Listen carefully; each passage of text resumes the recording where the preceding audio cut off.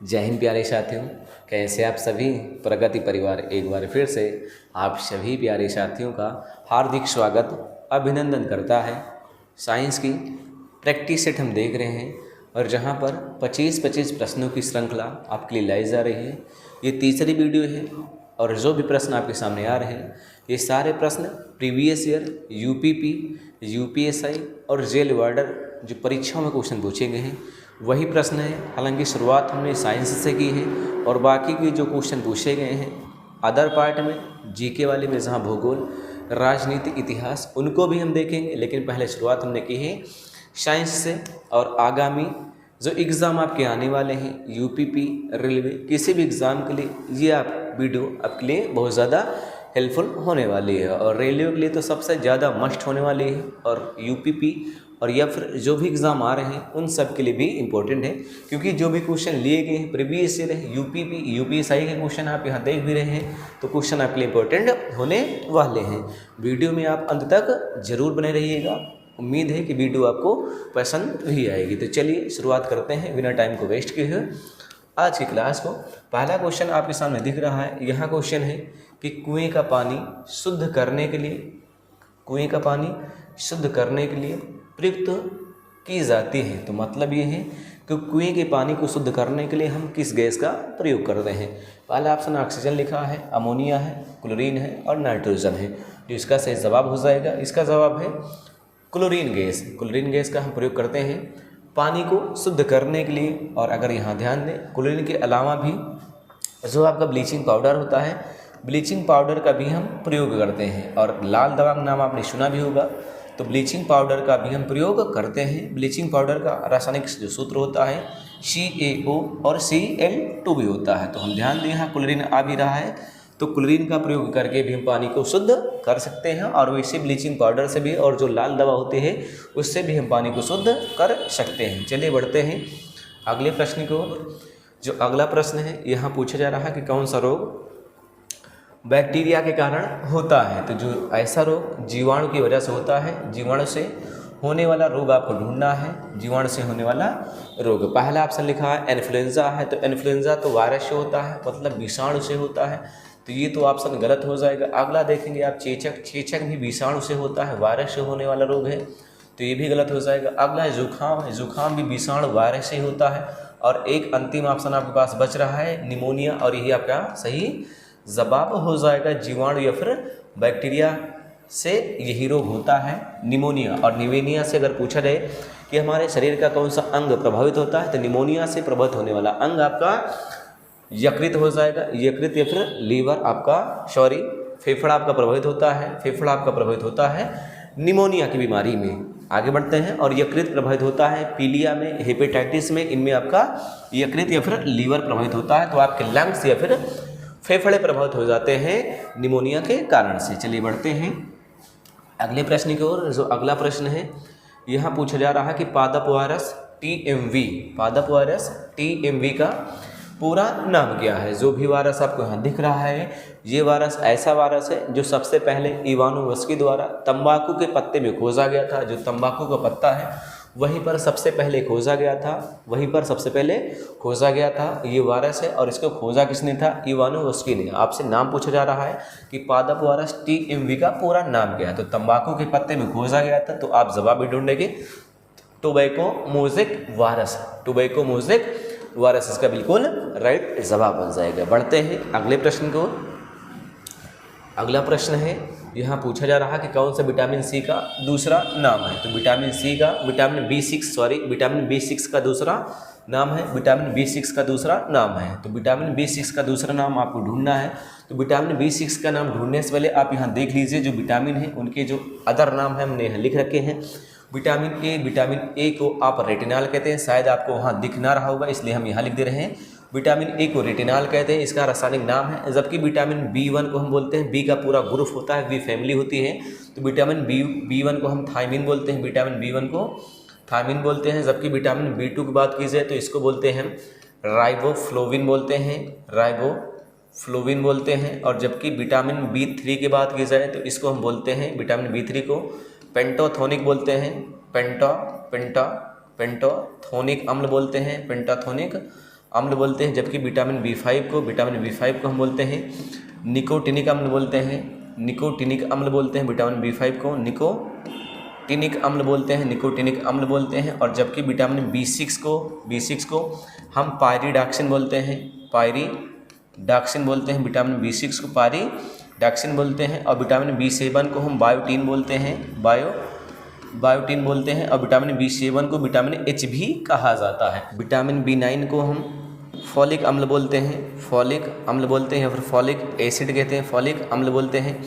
और एक है विटामिन B12, विटामिन B12 को हम बोलते हैं साइनोकोबालामिन, साइनोकोबालामिन कहते हैं, साइनोकोबालामिन कहते हैं। और यह देख लेते हैं हम सी को, विटामिन सी को बोलते हैं हम स्कारबिक अम्ल बोलते हैं। विटामिन सी को स्कारबिक बोलते हैं, स्कारबिक अम्ल बोलते हैं। और बात की जाए विटामिन डी की, तो विटामिन डी को हम बोलते हैं टोकोफेरॉल बोलते हैं, कैल्सीफेरॉल बोलते हैं। विटामिन डी को कैल्सीफेरॉल कहते हैं, कैल्सीफेरॉल कहते हैं, कैल्सीफेरॉल कहते हैं। और विटामिन ई को हम टोकोफेरॉल कहते हैं, टोकोफेरॉल कहते हैं। और विटामिन एक अंतिम के है, विटामिन के को हम बोलते हैं फिलोक्यूनोन, फिलोक्यूनोन बोलते हैं। तो इस हिसाब से हमारा जवाब हो जाएगा पायरिडॉक्सिन, विटामिन B6 का दूसरा नाम है। एक बार फिर से मैं आपको रिकॉल करवा दे रहा हूँ। विटामिन ए को रेटिनॉल कहते हैं, बी का पूरा ग्रुप होता है, B1 को थायमिन कहते हैं, B2 को राइबोफ्लोविन कहते हैं, B3 को पेंटाथोनिक अम्ल कहते हैं, B5 को निकोटिनिक अम्ल कहते हैं, B6 को पायरिडॉक्सिन कहते हैं, B7 को बायोटीन कहते हैं और B9 को फॉलिक अम्ल कहते हैं। और वहीं B12 को साइनोकोबालामिन कहते हैं, विटामिन सी को एस्कॉर्बिक अम्ल बोलते हैं, विटामिन डी को कैल्सीफेरॉल कहते हैं, विटामिन ई को टोकोफेरॉल कहते हैं और विटामिन के को फिलोक्यूनोन बोलते हैं। तो चलिए बढ़ते हैं। पूछा जा रहा है कि कौन सा एक आनुवंशिक विकार नहीं है, तो आनुवंशिक रोग नहीं पूछा जा रहा है कि एक ऐसा रोग जो आनुवंशिक नहीं है। आनुवंशिक का अर्थ ये है कि एक ऐसा रोग जो आप में हो और आपके बाद आपके पुत्र में हो जाए और पुत्र के बाद आपके पौत्र में हो जाए, मतलब पीढ़ी दर पीढ़ी चलता रहे, ऐसे रोग को आप आनुवंशिक कहते हैं। तो ऐसा रोग कौन सा नहीं है? यहाँ पहला ऑप्शन मिक्सिडिमा लिखा है, फिर अगला है अति रक्तस्राव लिखा है जिसको हम बोलते हैं हीमोफीलिया कहते हैं। और हीमोफीलिया तो एक शाही रोग भी कहा जाता है इसको, और ये आपका आनुवंशिक रोग है। तो ये तो आनुवंशिक रोग हो गया। और जबकि वर्णरहितता भी आपकी आनुवंशिक रोग है और अरंजकता भी आपकी आनुवंशिक ही है। अगला बचा आपका मिक्सिडिमा, यही आपका बिल्कुल सही जवाब बन जाएगा। जो मिक्सिडिमा रोग है ये होता है जो बच्चे हैं या फिर जो भी व्यक्ति हैं उनमें रोग देखा जाता है। और रोग में होता क्या, जो आपके थायराइड ग्रंथि प्रभावित हो जाती है और उसके बाद आपको मिक्सडिमा रोग हो जाता है। और इस रोग में आप देख रहे हैं जो हाथ हैं, जो पैर हैं, पैरों में आप देख रहे हैं पैर मोटे हो गए और यहाँ पर थोड़े से छाले टाइप में भी आपको दिख रहे हैं। हालांकि मिक्सडिमा रोग के कई प्रकार भी होते हैं, वो कई तरह से आपके कई विभिन्न अंगों को प्रभावित भी करते हैं। यहाँ प्रभावित अंग आपको पैर दिखाया गया है। चलिए बढ़ते हैं अगले प्रश्न की ओर। अगला प्रश्न है कि शोषण के दौरान जब कोई व्यक्ति शोषण करता है तो शोषण के दौरान मनुष्य के द्वारा छोड़ी जाने वाली सांस में कार्बन डाइऑक्साइड का परसेंटेज कितना होता है। तो कार्बन डाइऑक्साइड का परसेंटेज कितना है पूछा जा रहा है कि शोषण के दौरान जब आदमी सांस को छोड़ता है तो उस समय कार्बन डाइऑक्साइड का जो परसेंट होता है वो कितना होता है। तो मैं आपकी जानकारी के लिए बता दूं कि जब हम सांस लेते हैं, जब हम सांस लेते हैं जब हमारे सांस लेने में जो ऑक्सीजन है उसकी मात्रा, ऑक्सीजन की मात्रा 21% होती है। और जबकि जो कार्बन डाइऑक्साइड, इसको हम CO2 लिख रहे हैं, कार्बन डाइऑक्साइड है, इसकी मात्रा है इसकी 0.03% होती है हमारे सांस लेने के दौरान। लेते समय की बात कर रहा हूँ। और जब हम सांस छोड़ते हैं तो छोड़ते समय इनकी मात्रा बदल जाती है। जब हम सांस छोड़ते हैं तो उस समय जो ऑक्सीजन है इसका लेवल घटकर 17% हो जाता है। यहाँ परसेंटेज में बात की गई 17% है। और जबकि जो कार्बन डाइऑक्साइड है इसकी मात्रा बढ़ जाती है, ये हो जाती है आपकी 4%। तो ऑक्सीजन जब हम लेते हैं तो 21 ग्रहण करते हैं और वापस 17 फिर से आ जाते हैं, क्योंकि जो बाकी ऑक्सीजन बच जाती है डिजॉल्व नहीं हो पाती फेफड़ों में, वो बाहर आ जाती है। तो यहाँ छोड़ते समय 17 वापस आ जाएगी। जबकि कार्बन डाइऑक्साइड गई थी 0.03% और वापस 4% आ रही है। हमारा कंप्लीट हुआ ये भी क्वेश्चन, जवाब आपका 4%। ब्लू बेबी सिंड्रोम में खनिज प्रदूषण के कारण होता है। तो ऐसा कौन सा रोग है, ऐसा कौन सा खनिज है जिसकी वजह से ब्लू बेबी सिंड्रोम होता है, और भूजल की वजह से होता है, मतलब भूमि के जल की वजह से होता है। तो मैं आपकी जानकारी के लिए बता दूं, जो इसका राइट जवाब है नाइट्रेट हो जाएगा। आप समझे मेरी बात को आप, जैसे जो भूमि का जल है, भूजल में जब नाइट्रेट की मात्रा घुली होती है और इस जल का सेवन जब बच्चे करते हैं, तो बच्चे जब इस जल का सेवन करते हैं तो बॉडी में आपको जो रक्त होता है, रक्त में एक पार्ट होता है हीमोग्लोबिन, जो ऑक्सीजन का परिवहन करता है। तो ये नाइट्रेट हीमोग्लोबिन से क्रिया करके मेथाग्लोबिन बना लेता है, और इसके बाद जो आपका हीमोग्लोबिन है वो जो आपकी ऑक्सीजन है उसका वहन नहीं कर पाता है। ऑक्सीजन कम होने की वजह से आपका शरीर नीला दिखाई पड़ने लगता है, और इसी वजह से इस रोग का नाम भी है कि ब्लू बेबी सिंड्रोम। इस रोग से बच्चे ज़्यादा प्रभावित होते हैं। हालांकि इस क्वेश्चन का जो जवाब बनेगा नाइट्रेट, आपका बिल्कुल राइट जवाब बन जाएगा कि नाइट्रेट जो भूजल होता है, घुला होता है, इसी वजह से ब्लू बेबी सिंड्रोम रोग हो जाता है। चलिए बढ़ते हैं अगले प्रश्न की ओर।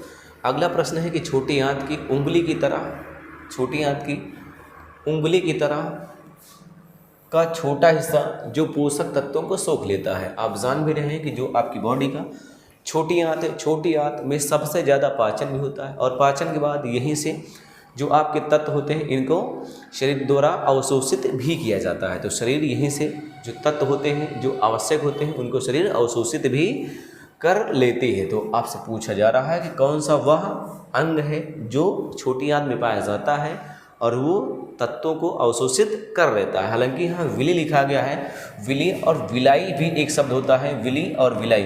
तो विली और विलाई दोनों सही है, विली और विलाई दोनों सही हैं। इनकी जो आकार होती है ये अंगुली के आकार का होता है। आप छोटी आंत की जब आंतरिक संरचना को देखेंगे तो वहाँ पर छोटी आंत के अंदर आपको रोए के आकार की उंगली नुमा रचना दिखेगी, और ये उंगली नुमा रचना जो आपके भोजन के जो तत्व होते हैं उनको अवशोषित कर लेता है। अवशोषित करने के बाद उनको ब्लड में भेज देता है। चलिए बढ़ते हैं अगले प्रश्न की ओर। अगला प्रश्न है हाइपोकैलेमिया किसकी कमी के कारण होता है। हाइपोकैलेमिया किसकी कमी के कारण होता है। जो हाइपोकैलेमिया बीमारी है, इस बीमारी में होता क्या है, तो इस बीमारी में जो आपकी नसें होती हैं जहाँ रक्त का प्रवाह लगातार बना रहता है वहाँ ब्लॉकेज होते हैं, और ब्लॉकेज होने की वजह से आपको हृदय आघात जैसी समस्याओं का सामना करना पड़ सकता है। तो इसका जो जवाब बनेगा कि किसकी कमी के कारण ऐसा होता है, जवाब आपका पोटेशियम है। तो हाइपोकैलेमिया किसकी कमी से होता है, पोटेशियम की कमी से होता है।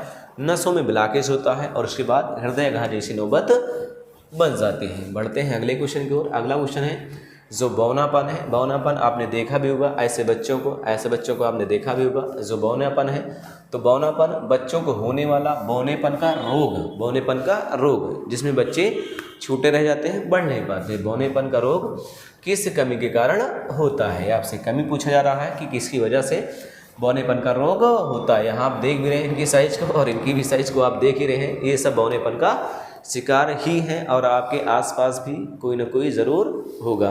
तो देखते हैं जो इसका जवाब बनेगा। इसका जवाब होता है थायरॉक्सिन हार्मोन्स। थायरॉक्सिन हार्मोन्स, जब थायरॉक्सिन हार्मोन्स का स्राव बॉडी में कम होता है उस समय आपको बौनेपन का शिकार हो जाना पड़ता है।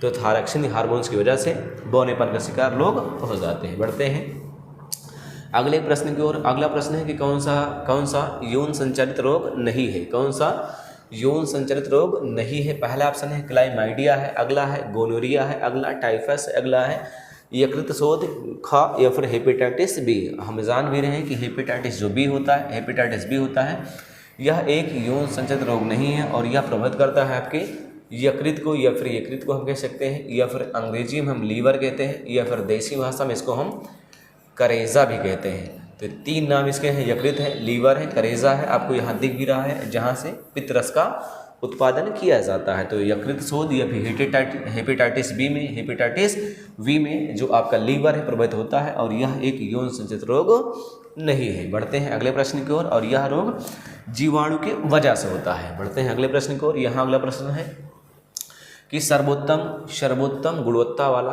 कोयला किसमें, जिसमें 80% से 95% कार्बन होता है। तो जिस कोयले में कार्बन की मात्रा सबसे ज़्यादा होती है वह कोयला सबसे बेस्ट माना जाता है। हालांकि जो कोयला है, कोयला 4 प्रकार के होते हैं। एक कोयला पीट होता है, पीट के बाद एक लिग्नाइट होता है, पीट लिग्नाइट होता है, और एक होता है बिटुमिनस होता है, बिटुमिनस होता है। और जो सबसे उत्तम क्वालिटी का, सबसे टॉप क्लास का कोयला होता है उसे बोलते हैं एंथ्रासाइट, जो भारत में मात्र 2% ही पाया जाता है एंथ्रासाइट। तो एंथ्रासाइट सबसे उत्तम कोट का कोयला है। और जबकि सबसे पिटा कोयला, सबसे घटिया कोयला होता है वो पीट होता है। जो सबसे खराब कोयला है पीट माना गया, सबसे निम्न कोटि का कोयला पीट है, सबसे उत्तम कोटि का कोयला एंथ्रासाइट है। तो यहाँ पूछा जा रहा है कि वह कोयला जिसमें 80 से 95% कार्बन होता है वह कोयला आपका एंथ्रासाइट होता है। चलिए बढ़ते हैं अगले प्रश्न की ओर। जो अगला प्रश्न है यहाँ भारत में निम्नलिखित में से किस रेणुधर्मी धातु का विश्व भारत में सबसे बड़ा भंडार रखता है। कहने का अर्थ ये है कि किस रेणुधर्मी धातु का विश्व का सबसे बड़ा भंडार मौजूद है। तो भारत में आपसे पूछा जा रहा है कि भारत में कौन सा रेडियोधर्मी तत्व है जो सबसे ज़्यादा मात्रा में पाया जाता है। तो आप यूरेनियम लिखा गया है, रेडियम है, विस्मत है, थोरियम। जवाब आप जान भी रहे हैं, जो थोरियम है, थोरियम केरल में बहुत ज़्यादा पाया जाता है। जो केरल के तटवर्ती मैदान है उनकी रेत में थोरियम पाया जाता है। तो थोरियम का सबसे ज़्यादा भंडार भारत में ही पाया गया है, थोरियम आपका बिल्कुल सही जवाब हो जाएगा। और रेडियोधर्मी पदार्थ है, मतलब ये है कि इसका उपयोग हम नाभिकीय रिएक्टर में कर सकते हैं, और इसके बाद हम बिजली का अच्छा खासा उत्पादन इससे कर भी सकते हैं। अगले क्वेश्चन की ओर बढ़ते हैं। अगला प्रश्न है कि चींटियों के हमले से फसलों की सुरक्षा के लिए, जो चींटियां हैं, चींटियां आप यहाँ देख भी रहे होंगे कि जब भी चींटियां होती हैं जो फसलों को बहुत ज़्यादा नुकसान पहुँचाती हैं, तो चींटियों के हमले से फसलों की सुरक्षा के लिए निम्नलिखित में से किस कीटनाशक का प्रयोग किया जाता है। तो चींटियों से सुरक्षा के लिए जो फसलें हैं उनको बचाने के लिए हम किस कीटनाशक का प्रयोग करते हैं। पहला ऑप्शन कपूर है, फिर लवण जल है, इंड्रिन है, और इनमें से कोई नहीं। आप इसका जवाब भी जान भी रहे होंगे, जिसका जवाब है कपूर, इसका बिल्कुल राइट जवाब हो जाएगा। और ये वजह है कि जो कपूर का गंध होता है इस वजह से चींटियां उनसे दूर भाग जाती हैं। तो कपूर आपका बिल्कुल यहाँ पर सही जवाब हो जाएगा। बढ़ते हैं अगले प्रश्न की ओर। अगला प्रश्न है कि इनमें से किसको ईंधन सेल कहा जाता है, किसे ईंधन सेल कहा जाता है। तो ईंधन सेल किसे कहा जाता है, मतलब जो कोशिका होती है, कोशिका का ईंधन किसे कहा जाता है, यही तो पूछा जा रहा है आपसे, कोशिका का ईंधन किसे कहा जाता है। तो पहला ऑप्शन कार्बन है, पोटेशियम है, और नाइट्रोजन है, आणविक ऑक्सीजन है। यही हमारा बिल्कुल सही जवाब हो जाएगा, क्योंकि ऑक्सीजन की उपस्थिति की वजह से यहाँ ग्लूकोज का निर्माण होता है। माइटोकॉन्ड्रिया के अंतर्गत कोशिका में ही माइटोकॉन्ड्रिया भी पाई जाती है, और यहीं पर ऑक्सीजन की उपस्थिति में यहीं पर ग्लूकोज का निर्माण होता है, और इससे हमारे शरीर को ऊर्जा मिलती है। तो बढ़ते हैं अगले प्रश्न को। प्रश्न है, एक बार ढाले जाने के बाद गर्म करके नरम नहीं किए जा सकने वाले प्लास्टिक को क्या कहते हैं। कहने का मतलब ये है कि एक बार अगर गर्म कर दिया आपने तो दोबारा वह नरम मुलायम नहीं हो सकती। ऐसे प्लास्टिक आपको ढूंढना है, और इस प्लास्टिक का यूज़ जो आपके कुकर होते हैं उनके हैंडलों में किया जाता है, या फिर जो आपके इलेक्ट्रिक बोर्ड होते हैं वहाँ स्विच में भी इसका प्रयोग अब किया जाने लगा है। ऐसे प्लास्टिक का आपको नाम बताना है। एक बार अगर आपने उसको गर्म कर दिया तो दोबारा उसको नरम किया नहीं जा सकते, और ये ऐसी प्लास्टिक होती है जो तापमान को भी सह लेती हैं, और इसीलिए इसका प्रयोग हम कुकर वगैरह में करते हैं, या फिर जो आपके तावा वगैरह होते हैं रोटियां बनाने वाले उसमें भी हम इसका प्रयोग हैंडल के रूप में करते हैं। तो जवाब आप ढूंढेंगे, जवाब है थर्मोसेटिंग प्लास्टिक बिल्कुल आपका राइट जवाब बन जाएगा। चलते हैं अगले प्रश्न को। जो अगला प्रश्न है, यहाँ कौन सा विकल्प निष्क्रिय गैस नहीं है। तो निष्क्रिय गैस नहीं है, आपसे पूछा जा रहा है कि इनमें से कौन सा निष्क्रिय गैस नहीं है। जो निष्क्रिय गैस नहीं ढूंढना है, क्रिप्टॉन तो होती ही, जीनान भी होती है, आर्गन भी होती है, क्लोरीन आपकी निष्क्रिय गैस नहीं है, क्योंकि यह एक सक्रिय गैस है। और जो आपकी अक्रिय गैसें हैं एक बार उनको हम देख लेते हैं।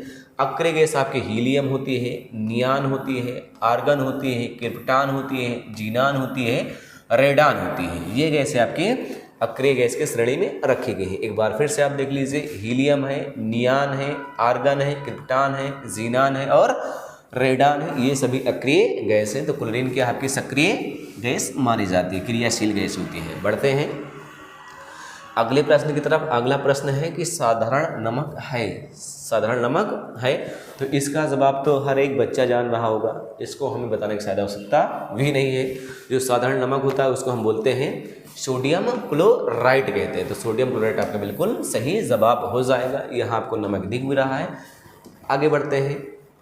अगला क्वेश्चन है कि गैस एजेंसियों द्वारा सिलेंडरों में भरकर, गैस एजेंसियों के द्वारा सिलेंडरों में भरकर दी जाने वाली कुकिंग गैस क्या है? तो कुकिंग गैस है आपसे पूछा जा रहा है। जो गैस सिलेंडर होते हैं उनमें जो खाना बनाने वाली गैस है उनमें क्या होता है पूछा जा रहा है आपसे। द्रव है, गैस है, सॉरी गैस है पूछा जा रहा है। तो द्रव है, गैस किस अवस्था में रहती है ये पूछा जा रहा है।